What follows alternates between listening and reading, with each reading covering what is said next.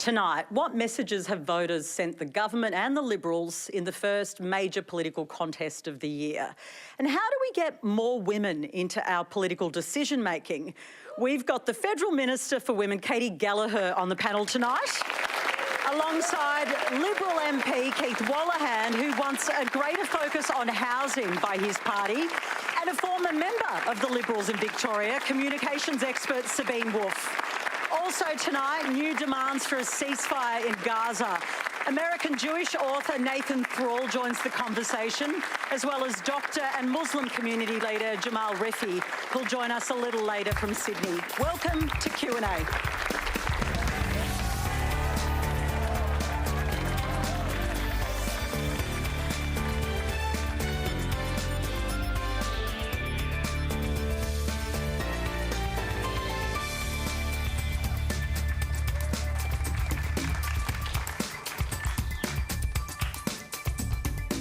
Hello, I'm Patricia Carvallis. I want to pay my respects to the Wurundjeri people of the Kulin Nation on whose land we are meeting.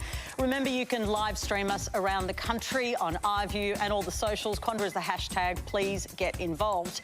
To get us started tonight, here's a question from Arthur Rankin. Thank you, PK. My question is to all of the members of the panel. Given the recent federal referendum result and the result of the by-election on Saturday in Dunley, what would each of the panellists suggest that both Mr Albanese and Mr Dutton now need to do for their respective parties to win the next federal election? Katy Gallagher. I thought you were going to throw to me, PK, with that one.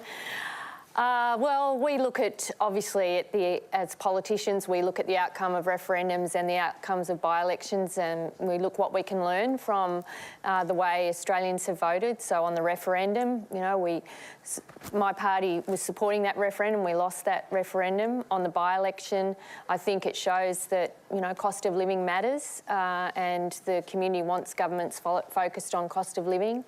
And I think, you know, my assessment is that some of the scare campaigns that were run during Dunley and during that campaign on other matters that weren't related to cost of living didn't cut through. So I think people, you know, didn't get scared by the scare campaigns, and they did want a government to respond to the pressures they're under, which is what we did with the tax cut decision. Keith? I think the first thing we should acknowledge when we have a referendum or an election is to celebrate it. And the most important thing we do is the concession on the night. And our candidate, Nathan Conroy, gave an amazing concession speech and rightly congratulated Jodie Bellier. She deserves credit, and as do her party. But then we'll analyse the numbers and say, well, what can you read into that? And all of the commentators agree there's a glass half full, glass half empty for both parties. I think for my party, the Liberal Party, we can celebrate the fact that from a year ago with the Aston by-election, where we suffered a 6.3% two-party preferred swing, to a swing that is 3.6, maybe close to 4, you add those together, that's 10% two-party preferred. That is the voters in Victoria telling this government that they feel they are distracted and they're not focused on the cost of living issues that matter to them. But Labor's primary vote went up.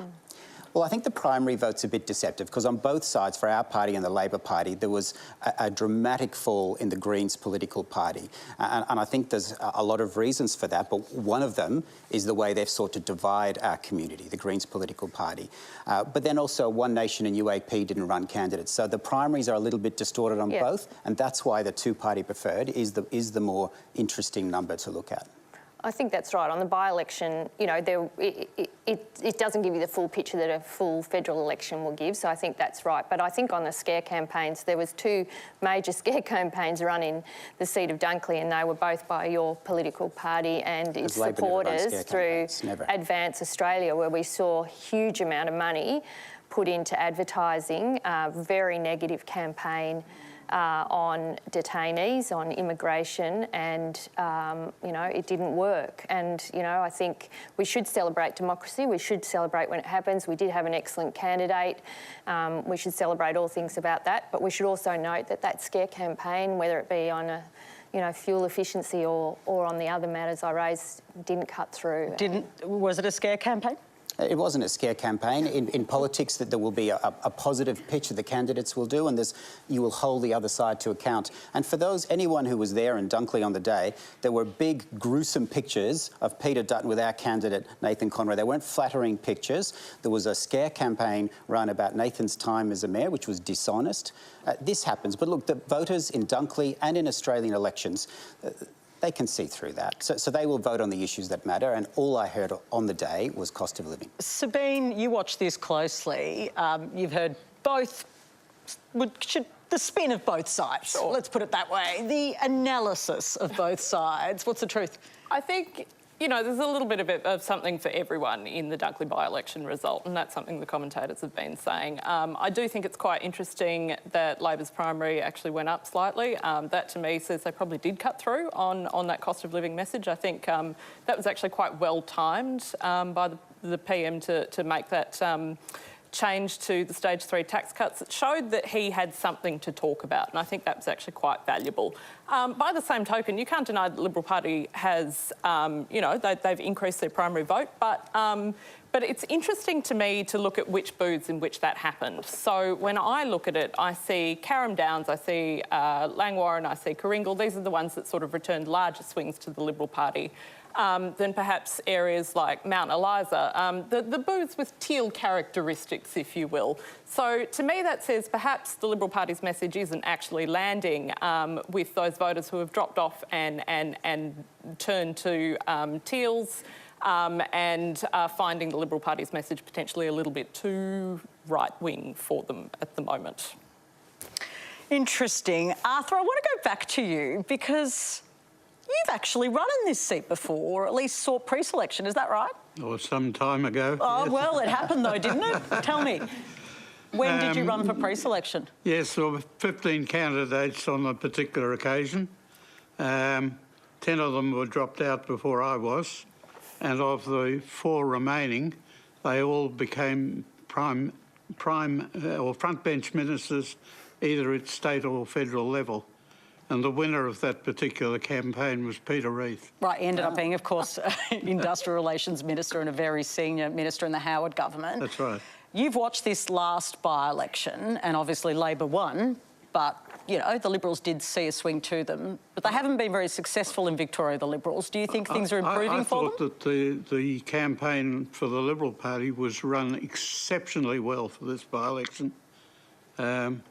Yeah, I've experienced about 34 elections in one form or another, and I thought this one was particularly good. Okay. I give great praise to all of those that ran it. OK, Keith, obviously, like a pretty positive comment about the campaign that was run, but I've got to be blunt. You didn't win, though. And you've held this seat before. For 23 years. Yeah, this is not like a seat that's always been Labor. Not at all. Yeah, look, you don't come on a show like this for talking points. So let's be blunt. We didn't win the seat, and in order for us to earn the right to be in government, that's one of the seats we should win. So how do we do it? Peter Dutton and the team have done an amazing job of holding the government to account. And with all due respect, Katie, there's a lot of things to hold this government to account on. But when you get closer to an election, that's not enough. You need to tell the people in an electorate in this country that you have the policies, the people, the character and the competence that they will maybe trust you with government. So there's 2 sides to the equation, and that will come in time, and that policy work is being done right now. Is the problem you just didn't have enough to offer? Well, it's hard. By-elections come early in the cycle. There is a time that policy takes time to develop, and that will happen closer to the election, but you don't have it good to go for a by-election. OK. I've been encouraged to hear you guys talking about housing. I think that's really fertile ground for the Liberal Party, and I think as well, you know, we're seeing this in other states, that housing is just an issue that is a definite fault line in Australian politics.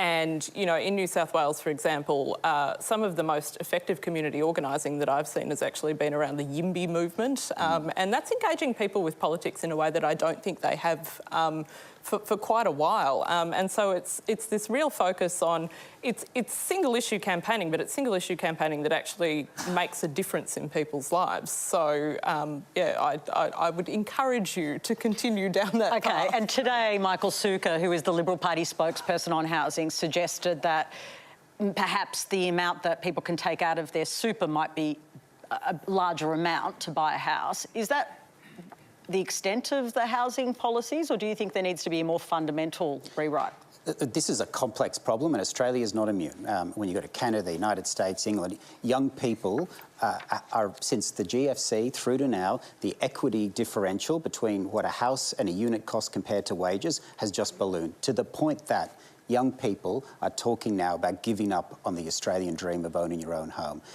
That is just unacceptable going forward for a nation that values the idea that hard work and taking a risk and effort will lead to a good life, not just a lottery of what family you're born into. And I think that's an ideal that should be bipartisan, we can all work on, and no one solution is going to solve it, but we've got to acknowledge that this is a huge problem facing young Australians. So that means doing more than just super for housing? Yes. So yes, that's not enough? More. Well, we've got to do a lot more. If it was just... Negative gearing, all of those policies, should they all be on the table? Well, they're all the ones that, you would look at, but you've got to look at everything. But some of your colleagues don't want to look at them. Yeah, but we've got to look at them all together, because it's not just the federal government, it's also the planning issues and supply from a state government and also local government. We've all got to work together to solve this problem. And you think nothing should be off the table? No, nothing should be off the table. Katy Gallagher, you've been putting things off the table. Should all of that be in the mix, given there is a housing crisis in this country? Well, our focus has been on supply and generating supply. The issues in the housing market at the moment are a lack of supply. And so everything we've been doing, and we have a number of policies, many of which Keith's party have voted against, including the establishment of the Housing Australia Future Fund to get an ongoing revenue stream into building housing and supported accommodation. But, this is something that hasn't happened overnight. We had 10 years of the former government vacating the field on housing, whether it be homelessness, whether it be supported housing, whether it be looking at renting, whether it looking at supply, working with states and territories, dealing with the planning issues. But it's your problem now. Yeah, it is. And we're putting, I was counting it up today because I'm the finance minister, and counting is your thing. Well, there's $25 billion worth of expenditure going into trying to push forward on generating supply of housing right across the housing spectrum, and we've got to do more, and we've got to work with states and territories, and we would like to work with the Parliament. We've got a help to buy scheme. We've got build to rent as well, that's stuck in the Senate at the moment, not getting through because it doesn't have any other support. So I think if you look at all of our programs across the board, I'm not sure there's another thing that we could be doing to invest in housing, but supply is our main focus, and we'll keep it on that. And that gets us to the topic of our online poll. We're asking you, should the identity of a former politician accused of spying be revealed? Despite ASIO saying they're no longer a threat. You can cast your votes anonymously on the Q&A Facebook and YouTube accounts, or the ABC News X and Instagram accounts. We'll bring you the results later. Next, we'll bring in Fiona Goody. Good afternoon. My question is for Minister Keith Wolahan regarding the explosive spy scandal last week. Isn't this a recent example of how the rule of law, which no one, not even a Minister of Parliament, should be above, has diminished public trust in the very bodies that we trust to govern and keep us safe, both home and abroad? Where is the accountability? Thank you. I was extremely disturbed to hear that. I used to be in the army and know that the building that we work in, the Parliament, is deliberately designed so that you look down the road and you're reminded of the sacrifice of Australians who've come before us. And there's over 100,000 names on that war memorial. They gave up everything for the national interest. And right now, we're trying to recruit young Australians to join the Defence Force and asking them to potentially give up everything for the national interest. To think that someone in the building that we serve put their own interests ahead of the national interest is disgraceful. It's just disgraceful. And I understand why people want to know who that is and to hold them to account. The difficulty we have is that we have to give some trust to our agencies, because we cannot reveal the tactics, techniques and procedures that our agencies use. And it's possible that there is a risk that they will be revealed if the person's name is read out in parliamentary privilege. If it's read outside of the building, there's a risk of court cases that would bring all sorts of problems forward. Keith Wolahan, that is a different line to your leader, Peter Dutton, and your senior colleagues. In what way? Well, they're saying the name should be revealed. Oh, well, there's a diversity of views. This isn't easy, and Joe Hockey has said that the name should be revealed. We're all wrestling with this. But you don't agree that it has to be revealed? At this stage, no, but I think the Director-General has opened this conversation. I think he's drip-fed information since. I think that's an acknowledgement that that speech wasn't enough by itself and there needs to be more conversations. If there is a real risk to our agencies in revealing the name, then we shouldn't, but perhaps he can keep talking to us about it. Katy Gallagher, your government really backed in the ASIO bosses' secrecy around the name. But don't Australians have a right to know? Look, I can understand the interest for sure, you know, and I think I was listening to your show in the morning and you were saying talkback was just coming in. People all, I've got to say, overwhelmingly thought the name should be revealed. Because I think it was a shock to people. You know, it was a shock. You know, I hadn't heard that until I saw the reporting of the speech by the ASIO Director-General. But that is an important speech he gives every year. He chooses the content of that speech. I don't think anything he says isn't said without a reason, but politicians don't meddle in that. I mean, if he chose to name the individual, that's his decision. He chooses not to name the individual for a range of reasons, that's his decision. You know, and I think it is important that we back in that, you know, that decision that he's made with all of the information before him. And I think the point he was making, and it's a real one, and it's an important one, is that foreign interference, you know, and some of the actions of other countries in trying to get close and get information, particularly with people in public life, but also senior business leaders, is a real threat. And it's a threat that the Director-General was drawing to our attention. And I think it's certainly the amount of conversations that it's enlisted since then, it's done its job on that level. Are you paranoid when people approach you? I'm careful. I've taken the security briefings. I know many members of Parliament have. Before we go overseas, before we have meetings, you know, it's our responsibility to be fully across, you know, some of the issues about how to conduct yourself. So we, you know, we take it seriously. We know it's an issue. The ASIO Director-General's really, I think, highlighted it to the public's attention now. And the other thing I would say is the issue that Mike Burgess relayed was an issue that had happened some time ago. And under the laws that have passed now, you know, it would be a different situation to what happened then. But I think the broader point was foreign interference is a problem. People need to be cautious and they need to be alert to the risks. Nathan Thrall, I want to bring you in because foreign interference, it's not just something that happens in our country. It's clearly been a theme in many countries, but in the United States too. Big thing in a couple of elections. I interviewed the former ambassador representing Australia to the US, Joe Hockey, and he was the one that said the person's name should be revealed. He said this would never happen in the United States. That was one of his lines. Is he right? Well, I mean, if a law was broken, it's a matter of criminal prosecution. And I'm not familiar with the details of this case, but clearly treason is against the law. And if a law was broken, I would think it should be prosecuted. Sabine, does it strike you as odd that it was treason, but not treason enough to get in trouble? I do think from a messaging perspective, it's a little bit weird to say, oh, yeah, someone's done some light treason, but it was a little while ago, so don't worry about it. But also don't do it again. Light treason. Diet treason. What is light treason? We don't know. Yeah, we don't know. Well, that's for them to tell us. But I actually thought Nick McKenzie in The Age had a really interesting article today, and he was speaking about how we need to be wary of politicians who go off and take a big pay packet post-politics.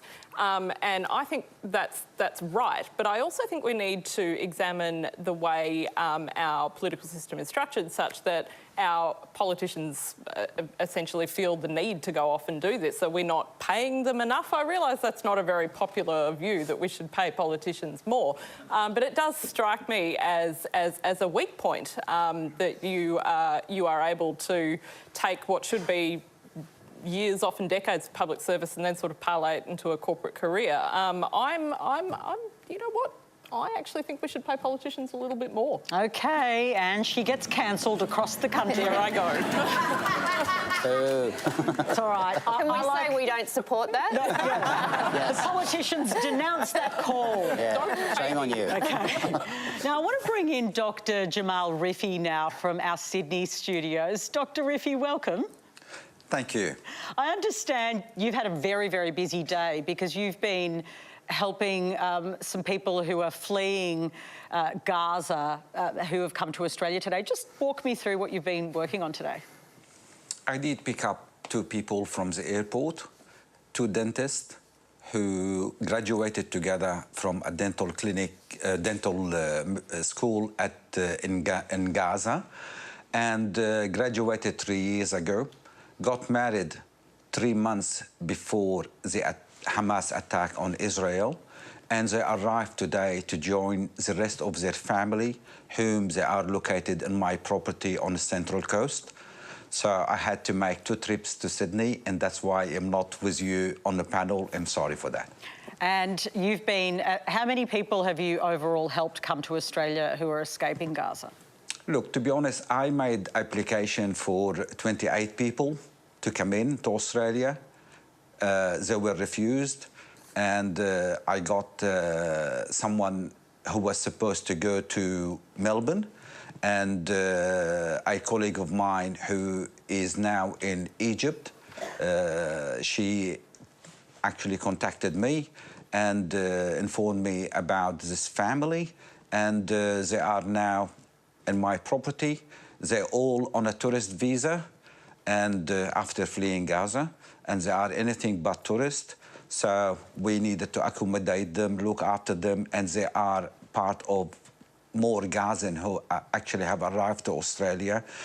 And the government want us to apply for them for bridging visa E, and unfortunately we couldn't because we told that their visa had to be cancelled and they become unlawful, so they can apply to bridging visa E. And that's what we are troubling with, actually, because as tourists, they're not entitled to receive anything, to work or anything. And to be honest, as tourists, they have no money to visit anywhere else.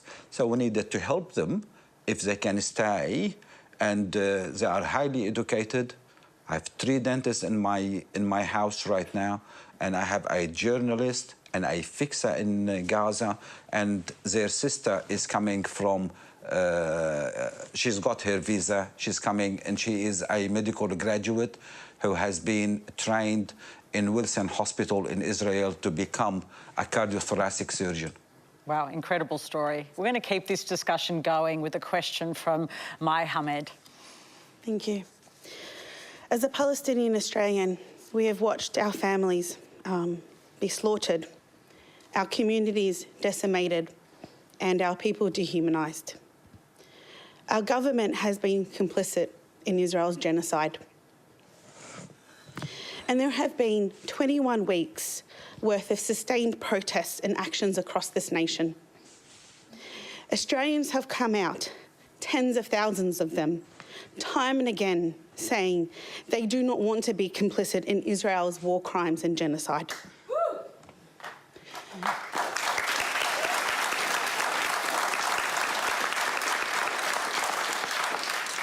Is it not about time that the government and the opposition party call for a permanent ceasefire and an end to the illegal occupation?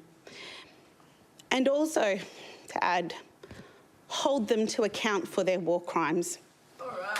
OK. I want to bring in Nathan Nathan Thrall, who has written extensively about these issues and lives in Jerusalem. I mean, you've heard that question, and thank you, very emotional question too, about the sustained calls for a permanent ceasefire. People are doing this around the world, not just in Australia. Is the world listening? No, the world isn't listening. There absolutely needs to be an immediate ceasefire, and the US and its allies are absolutely complicit in what is happening in Gaza right now. And there is no excuse, because this war is going to end at some point, and it's going to end with Hamas not defeated. Hamas isn't going to be eliminated. So this war is going to end with Hamas still in place. And the only difference between a ceasefire now and a ceasefire later is thousands of women and children killed, and who knows how many Israeli hostages killed. So absolutely, the US and its allies are 100% complicit in what's happening. Dr. Rifi, there is currently a negotiation around a ceasefire. As we speak, obviously, there is no deal yet. The US president had suggested it was close. We're not quite there yet, although some positive reporting tonight, although we've learnt not to make any declarations before that's all sealed. Do you feel like the government, the opposition, are listening to the calls? Without any doubt, our government capacity to do anything about the macro-political level in the Middle East is very limited. It's very small. I think we've heard the Vice President of USA is making the call today about an immediate ceasefire, and that is of significance. Except we are talking about Netanyahu and his far-right government. And Netanyahu has actually lived all his life against two-state solution, and he wanted this war to keep on going, because that's the only way he can protect himself, and he only interested in protecting himself. Unfortunately, he's not working for the nation of Israel, and at the same time, he is not counting how many people, kids, women, are being dead. An immediate ceasefire has to be called, and be called immediately. For our leaders, to be honest, I think actually if they call to ceasefire, or they haven't called to ceasefires, does not make much difference, except what they need to be calling upon is actually clear messaging about how we in Australia should prevent this war coming into our shore, and how we can disagree better in Australia. We will get to that theme, because it is a really important one. But Katy Gallagher, you heard May's question. She's asking a question about a permanent ceasefire, clearly, and I'm going to speak. I'd love to hear again from you in a moment, May. But, you know, the government has been incrementally moving in that direction, but you're not calling for a permanent ceasefire. Well, I think it was probably a couple of months ago now, we called for an immediate humanitarian ceasefire, that had to happen on both sides, because we still have the case of hostages being held, and obviously the harrowing scenes that we're all watching from the Middle East and in Gaza in particular.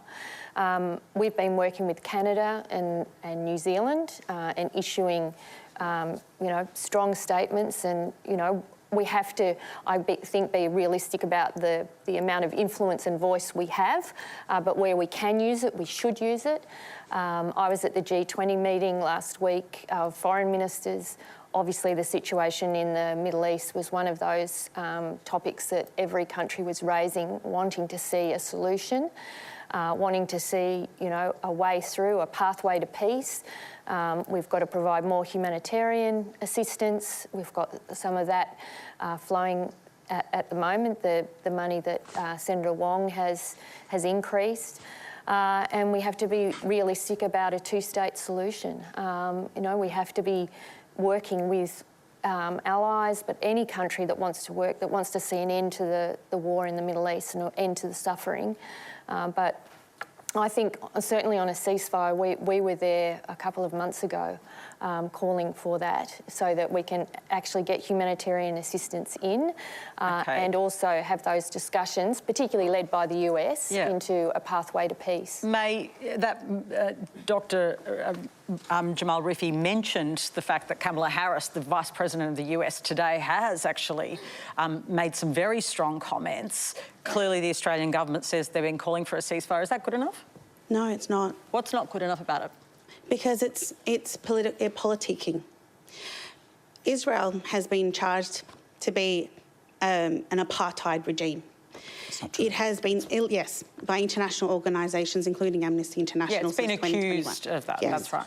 It has now been brought in front of the ICJ, basically clearly stating that it needs to make sure that there is aid flowing into Gaza, that it needs to not commit genocide, and it is actively has a policy of limiting aid going into Gaza. And what we're seeing right now are people starving to death. We literally, not a few days ago... What more can our government do, Our government can do a lot. Our government can impose ministerial sanctions. It could, sanctions. It can recall ambassadors. It can say to Israel, what you're committing is a war crime, and we don't support this. We have a human rights obligation. We can continue funding UNRWA. There are so many things our government can actually do. To say that you've called for a humanitarian pause doesn't mean you've called for a permanent ceasefire. It means a pause, let's get some aid in, no, we've said and people ceasefire. can still... We haven't said pause, and we are funding UNRWA. There is a review going in at the moment, but we have significantly increased funding to UNRWA to make sure that we are doing what we can, and Senator Wong has flagged more assistance in coming days. We have had, the ambassador has been spoken to, the Israeli ambassador, about some of the concerns in terms of the situation in Gaza. So that has been happening. I think, for us, there has been a lot of, well, perhaps because this is raised quite rightly, the protests you talk about and the sort of community disharmony that we're seeing in Australia. I mean, part of our job is to make sure that what is happening and what we are doing is being understood, because there has been a level, I think, of either misunderstanding or misreporting. Okay, so you're saying you're calling for a permanent ceasefire? We've called for an immediate humanitarian ceasefire. We've called for negotiations with all the parties on a pathway to peace and in recognition that we believe that and do you think the Netanyahu government is going too far? Solution. Do you think this is We have disproportionate? said that Israel should follow international law, and how Israel responds matters. And we have also said, do not following international law. We have also said, we have also said, sorry, I'll just finish this, that how they respond matters, and that we have asked, particularly on their escalation into Rafah, that do not go down this path. I mean, that is the language we have been using and using in the last month or so. I used it last week at the G20 meeting. So I think the language there is I just want to bring in Nathan, who lives here and has written extensively on it. The US is using strong language now. Is the Netanyahu government listening? No, and it's false also to say that the US is really exerting any pressure on Israel. Their language has changed. Okay, but they have actual leverage that they're not using. And these are US bombs that are being used in Gaza, and the US could stop this war very quickly, and it's not. I just want to touch on a couple of things that were said. One, on the question of apartheid. This was a finding of a United Nations Special Rapporteur, the leading human rights organizations in the world, Human Rights Watch and Amnesty International, leading Palestinian human rights organizations like Al-Haq, and leading Israeli human rights organizations like B'Tselem, and also former senior government officials of Israel, including former ministers and the leading legal authority of former Attorney General of Israel. So this is not a controversial finding. This is something that has reached a point of near consensus in the international human rights community. Secondly, when the ICJ was just looking, following the genocide case, they looked at the question of the legality of Israel's prolonged, more than half-century-long occupation just now, and over 20 nation-states found that Israel is practicing apartheid in their filings to the ICJ.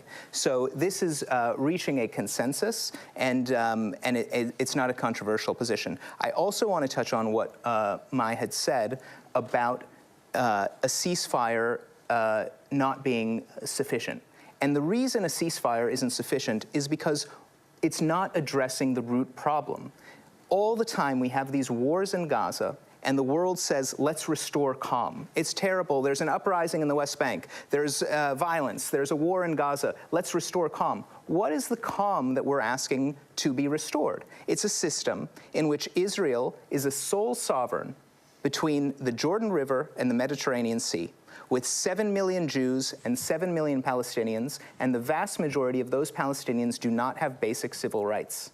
Now, that is a system of gross injustice. It's lasted for more than half a century. And you live in that system. The U.S. and its allies are supporting this system.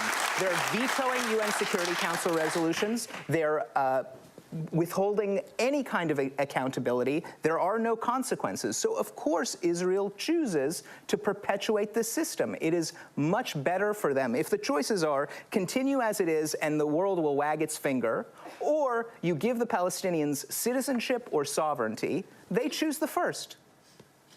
You live there, right? And Yes. and you've been speaking about these issues. What's so uncomfortable about you in that experience? Just talk to me about your experience, because you do have rights in that system. Why does that nag at you? Well, I think it would nag at any Australian who lived in that system, anybody who comes from a democratic country. But it doesn't nag at everyone, does it? Well, it doesn't nag at many Israelis because they're in the privileged class, and they are not discriminated against based on their inborn characteristics. But all of us who live in democratic societies believe that there should not be special rights granted or withheld from people on the basis of their inborn characteristics. It's very simple. Yep. Sorry, PK. Yep.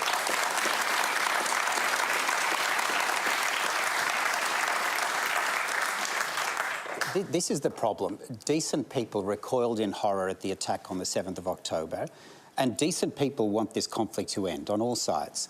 But when we move this conversation to what has just occurred, which is questioning the entire existence of Israel, and that's what we're being asked here to talk about, then that's not a constructive path to peace. Right now, there's a potential negotiation in Cairo, and anyone who wants to actually have this end in a negotiated outcome would want Hamas and Israel to come to that in good faith.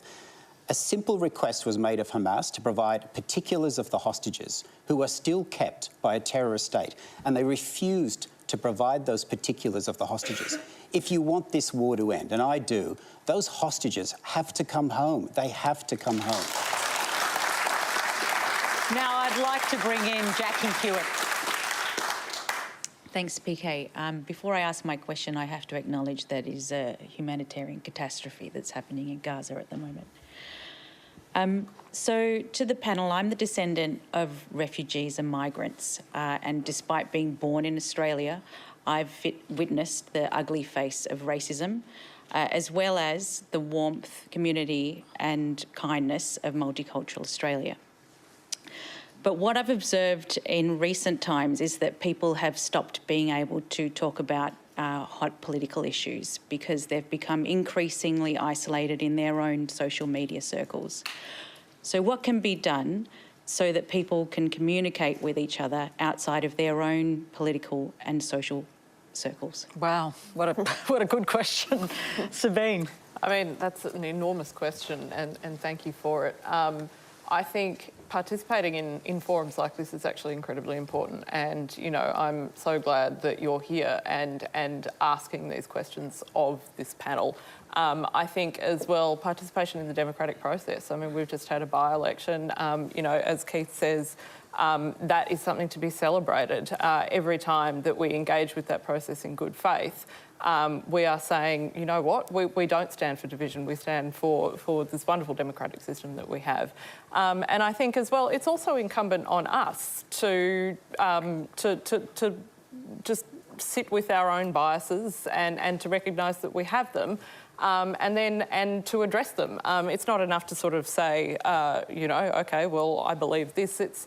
You need to come to a place of understanding. And so you'll never be able to walk in someone else's shoes, but certainly you can get part of the way there. You can maybe try the shoe on by actually engaging in a meaningful discussion and dialogue. Nathan, this must happen a lot in exactly as you've described, where people are living in very separate communities, even within Israel. How do you break those silos and make people listen to each other? It's very difficult to do, and it barely happens in Israel. And you know, I think that one of the problems with this debate is that there is a system of ethnic domination. And the response to that system by the defenders of it, by people who are defending Israeli control of Palestinian lives indefinitely, is to say, you're calling this system racist, you're the racist, you're an anti-Semite. And that is a surefire way to shut down any kind of civilized and rational debate about policy. So I think one of the first steps that needs to occur is to actually have a debate about a policy and not to go to this emotive language of, you know, this is an illegitimate view. If you call for equality, you are a racist. I think as well it's important to understand that individuals don't necessarily share all of the views of a group that you might identify them with. And so it's quite incumbent on us to take people as they are, as opposed to, you know, saying, oh, well, you know, you belong to this particular group, so you must share these views. Dr. Rifi, I'd like to bring you in if I can. I think you kind of pointed to this before when you answered your question about what's happening here in Australia, in our own country. How do we listen to each other and get out of our silos? It's not that difficult in Australia. It's probably more difficult in Israel, but still, things can be done in Israel. And I know of few projects that actually mainly that will connect, bridge this divide. And before the wall that been built around Jerusalem and everything else, there has been contact between the Israelis and also the Palestinian. Now, I'll go back into Australia. Racism's ugly face showed it up very clearly after the Cronulla riot in New South Wales. And it was unprecedented. We did a lot of good work. I mean, we had our politician, Jason Clear, Scott Morrison at that time, who brought some people from southwestern Sydney and from the Shires, and we walked the Kokoda track together. We get to know each other. So community need to know each other. And at the same time, since this terrible event happened in 7th of October, a friend of mine, you know, Ron Finkel, him and I, we come from different religion, from different communities, but there is a thread that connects us together, and that's our love to this country and the bond that ties us as Australians together. Now, yes, there are different communities, but we can be together. Our leaders, they need to show the way, they need to develop the policies, and also they need to send the message very clear. As I've said before, for us Australians to disagree better.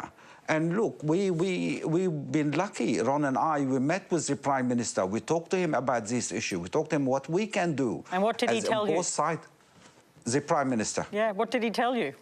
Well, he totally agrees. He gets it. He definitely gets it. We asked for a meeting with the Premier of New South Wales and we've been promised a meeting with him. Because you've been concerned, haven't you, that Chris Minns isn't listening to the Arab and Muslim community, is that right? Well, we haven't got that meeting as yet. Why? Yeah.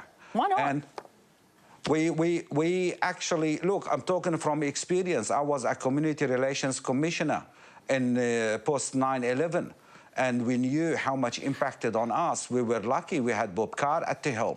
He did actually sit down with us, listen to us, seen our grievances and everything. At the same time, people, even when they demonstrate, and probably we're not sure that even the Premier can get these messages. Now, the second thing is we developed a partnership between the New South Wales government and the Arabic-speaking communities in New South Wales. We got our young people, and at that time, it was just the beginning of social media. Social media is a great, could be great and negative influence, and it affects hateful messaging, and it affects also wrong characterization of the other. And we teamed up, we worked with the Institute for Economic and Peace to develop some program that we can put forward to the Premier in New South Wales about schools from different faiths to do some peace-building workshop, and also to connect with the other. And the Institute for Economics of Peace, they produce a global index of peace. They have many workshops that bring different people and different stakeholders to discuss about the value of the peace and also in how to disagree better. And we could do that at schools. Dr. Rifi, I want to thank you. I know you've had a very long day going to the airport twice, and I will pursue that with the New South Wales Premier. I think that is an important issue, and yeah, it's certainly now very much on my radar. Thank you. And that's Dr. Jamal Rifi, doctor and Muslim community leader, joining us there from Sydney. If you're just joining us, you're watching Q&A Live with Sabine Wolff, Katy Gallagher, Keith Wolahan and Nathan Thrall. Plenty to get through tonight. Let's hear from Jan Suter.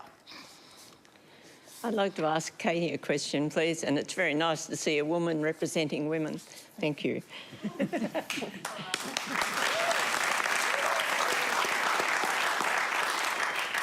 It seems the working from home issue would advantage most women, but the female gender would be also most disadvantaged due to the male corporate culture.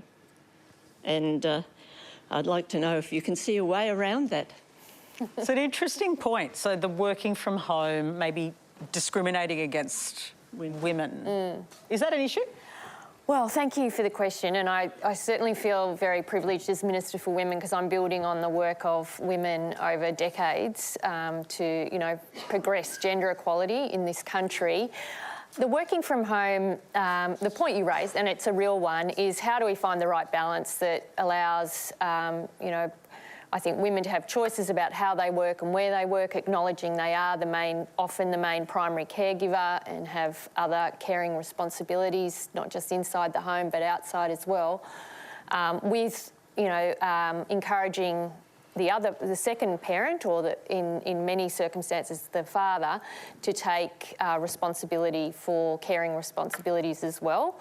So it is an issue that I think you have to come at a number of ways. One, flexibility in the workplace. There is no doubt that it helps women participate in paid employment, and we saw that during the pandemic, and that really entrenched, I think, working from home and flexible working arrangements as a feature of our labour market. The other side is how do you use levers available to government to encourage the second parent to be able to, you know, pick up some of those responsibilities, and that's how you make parental leave, you know, possible, whether you can share the care, all those kind of arrangements. You know, I don't think there's one solution to it, but we are also looking at it and looking at the trends that come with working from home for the reasons that you outline. We don't want to create... Is it something that you're concerned about? Well, I think we just need to really keep an eye on it. Like, I'm watching it in the public service, how it's working, who's doing it, where they're doing it, what level they're at, what departments do it more than others, because I think that gives us a bit of a snapshot. Because, you know, I guess it had always been a feature, but it hadn't been as big a feature as working from home is now. And we don't want to create the situation where women are just doing more work in general, whether it be paid and unpaid. That is not the path to equality in this country. It's about getting a fairer balance. Memories of being locked down. Thank you for that. Next we'll hear from Miranda Castles. Thank you. My question is for the member for Menzies, Keith Wolahan. Can you please explain the Liberal Party's process for pre-selection in Dunley? I'm wondering how it is that the Liberal Party can set a gender target at the last election and then pre-select a male candidate who already has a platform over 2 women. So... And there is, just to add to your question, don't usually do this, but there is some breaking news tonight that there has been someone selected to be the candidate in the seat of Cook, and that is a man as well. Simon Kennedy has won that pre-selection. He thumped it in, actually, 158 to 90 votes. Take it away. I will acknowledge, when we sit in the chamber, we need more women on our side, particularly in the House of Representatives. The Senate is doing much better, but we have work to do in the House of Representatives. And I say that as one of the men sitting over there. We are a federated party, so each state has its own constitution. And we don't just believe in constitutionalism, we believe in democracy. So it is a very important value for the Liberal Party that every pre-selection is democratic. And I take great pride in our pre-selections being democratic. What we have to do is to feed through members and pre-selection candidates who will then succeed. And there's so many talented women in the party who are doing that, and they're putting their hands up now. If you're not a member of the Liberal Party and you care about that, please join. And can you tell other women to join? We want more people to join political parties. OK, wait. But join our one if you can. Women ran in these pre-selections. They joined. But democracy is also about numbers. It just is. It's about numbers. So we're a democratic party. That's a value we hold dearly. What I find again and again, I have... They keep getting beaten. Well, not always. So in Higgins... these pre-selections? No, we had a female challenge, a sitting member in a seat, Mary Aldred, who will be a fantastic addition to our parliament and our party. We've got Katie Allen in Higgins. We've got women leading the way in the pre-selection for Kooyong. Victoria's doing pretty good. We're doing pretty good. We're not perfect and we have work to do. We're doing pretty good. In Warrandyte, which overlaps in my area of Menzies, Nicole Werner was pre-selected and won. And the person who came second was Antonetta de Cosmo, who was a young girl in her early 20s. The Liberal Party's ready to pre-select talented women, but we need to lift our game in making it happen more often. Do you agree that after these last 2 elections, so, you know, just the by-election this weekend, Dunley, and now Cook, both male candidates, that doesn't look like that? It looks like we're falling short of the target. It really does. And so we have significant work to do. But we've got to do that in a way that is consistent with the value of democracy. Because unlike the Labor Party, where it's easy to make these decisions by factions deciding who runs where, it is easier to do it that way. Well, hang on a minute. What did you want to say, Kate? There's plenty of factions in the Liberal Party. Don't sit here and pretend there aren't. But we don't do pre-selections like that. Well, can I just say I'm a member of the first majority female government in Australia's history, and that's because the Labor Party gives women a crack, and it makes a difference. In my time in politics, I've seen I stood for politics because there was no women in the Labor Party in my territory parliament, none. And in my time in politics over the past 2 decades, we've gone from that to 50% of the caucus, and it makes a difference. How does it make a difference? Well, it's like we don't have to argue about gender equality.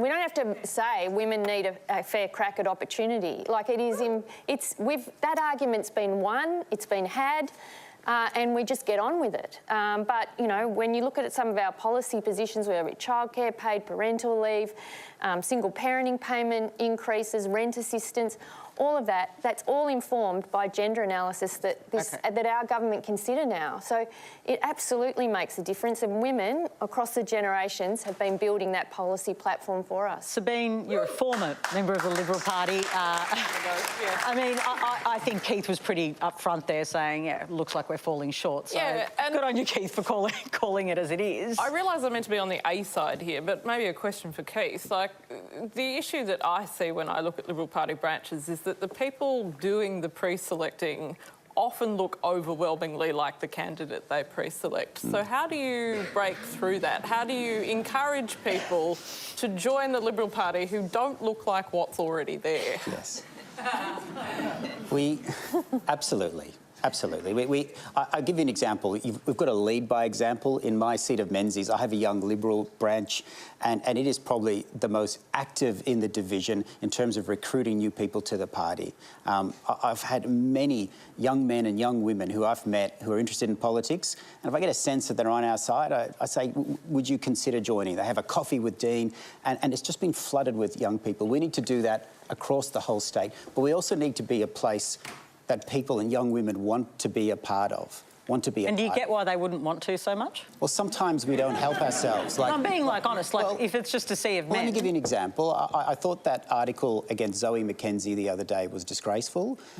Tell people, I was going to ask you about that. So there was an article, please explain it. So Zoe McKenzie is a good friend of mine, a female member for Flinders, an amazing member of Parliament, an advocate for her community. Some people, apparently, no names, took offence to her congratulating the new Labor member, Jodie, for Dunkley. That's an important thing to do in democracy. We're not at war with the Labor Party. They're not our enemies, they're our opponents. It's a contest of ideas, not of personalities.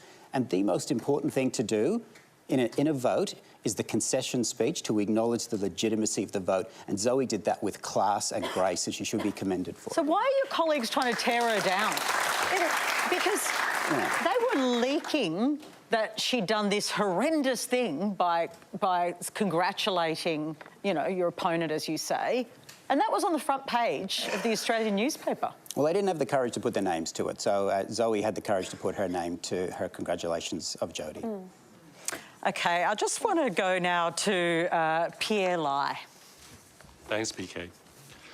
Last week, we saw politicians Bob Katter and Andrew Wilkie dress up as giant pigs in a live commentary about the supermarket duopoly, gouging consumers in order to maximize profits. So my question is such a political stunt useful to public discourse, or is it just a distraction? What can politicians realistically do other than naming and shaming the companies we are already so familiar with? OK, I'm going to put the images up on the screen. If anyone's missed what we're talking about, these are two politicians dressed up as pigs, gouging the money. And you're missing the oinks that went along with that. Well, they were real oinks. I think so. Nathan, this has absolutely nothing to do with you, but when you see these images, are you like, what a great country, how can I be an immigrant here? I see many resemblances between the United States and Australia. Like what? Well, look at our Republican candidate for president. I mean, he's a showman. We believe in the rule of law here still. What did you think of the stunts, Sabine? I don't think stunts work for punters, for voters. I think stunts are something that we like to talk about as people who comment. Well, it's pretty funny. It's a pretty funny image. Like, let's be honest, that's actually hilarious. But I actually don't think it changes votes either way. And I think that if you are you aim to be taken seriously as a politician, then you actually need to engage in serious policy discussion. And I think, you know, you saw this in Dunley as well. The Advance Australia stuff, there's a big sort of stunt kind of... and they're the right-wing lobby group. The right-wing lobby group, that's right. There's a big kind of stunt in the paper and, you know, they've got their trucks driving around. Does that change a single vote? No. People are focused on cost of living, they're focused on housing affordability, they're focused on, you know, any number of issues that are actually important to them and will change the way they vote. Seeing this sort of stuff, other than it's good for a laugh, but it's not good for much more. Katie? Well, it was a wild old week in Parliament last week, PK, so there was a lot going on, and I think I see that happening and I just keep walking and go to the next meeting. Like, that's sometimes how that building works. I think it's a bit of colour and movement. You're like, wave at the pigs. Oh, Bobcat is in a pig suit, OK. OK. What's next? Does it get attention, though? Pierre, did it get your attention? It did. I think at least it kept the discussion and the debate in the public media. I just will reflect on myself as an average consumer. I feel like a frog being boiled in a beaker, if you get the metaphor. But you didn't dress up as a frog. Not this time. Maybe I will next show. But, you know, every time prices rise by a few dollars, we go, oh, we're so angry about that. We're going to name and shame these companies, and then next week life goes on, so I don't know what the solution is. Interesting point. I think it was colour and movement. I think if you looked back, it probably got on the TV, each of the TV bulletins that night, because they're always looking for a bit of footage, because, you know, we're all pretty boring. No. Most of the time. Isn't that more about... Thrive on you here at Q&A. It was to accompany a story about what was happening with supermarkets, which I think people do care about. Keith, I have never seen you in a pig suit. No, those photos are hidden. So, your opponents are using them as bribes. On a more serious note, I am a little bit concerned when that creeps into the Parliament. This happened down where the press are. Yeah. And again, I'm going to pick on the Greens political party. There are times when motions are put forward where they're deliberately designed to have a gotcha for who sits where. And people will tweet about, oh, why did you vote against, you know, insert motion? And often the motions are drafted in a way knowing that we can't support one of the 5 parts of it, but it's done for the photograph. I think that's a stunt that's creeping in more and more in the Parliament. And again, we saw when the President of the Philippines spoke, where we had a student-like protest in the Parliament. And I think the Greens need to think very carefully about bringing that into the actual chamber or to the Senate. OK, well, they're not here to defend themselves, but point taken, they will be invited. We like to give everyone a voice. And I can bring you the result of our online poll now. We asked you, should the identity of a former politician accused of spying be revealed, despite ASIO saying they're no longer a threat? More than 4,300 of you responded. Here's how you voted. 78% of you said yes. 14% said no, and 8% were unsure. That's very interesting. That's all we have time for. Thank you to our panel, Sabine Wolff, Katy Gallagher, Keith Wolahan, Nathan Thrall and Jamal Rifi.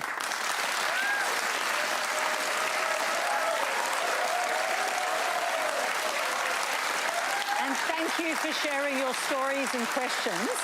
Next week, I'll be with you live from Sydney. Joining me, Ed Husick, Joe Aston, Yanis Varoufakis, Stephanie Kelton and Jackie Lambie. Head to our website to register to be in the audience. Good night.